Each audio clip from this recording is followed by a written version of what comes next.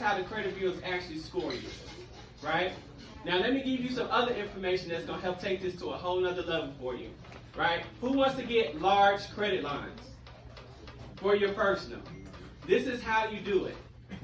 So I have a $1,000 credit card. There are 2 dates. There's something called a due date and a statement date. Everybody should know what the due date is. That's when your payment is due.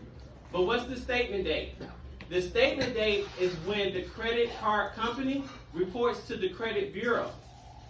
And so you should pay your balance to a 0 before the statement date. What is that going to do? Well, it's going to do a few things. Let me back up for a minute. Also, the rule of thumb is 30%, right?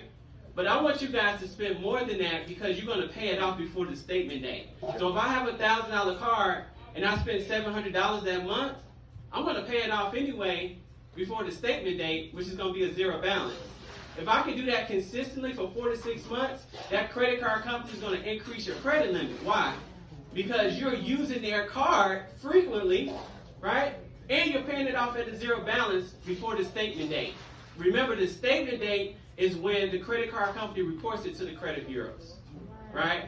Now, if you're consistent with that, they're going to keep increasing that credit score. I went from a $1,000 card to a $25,000 card, right?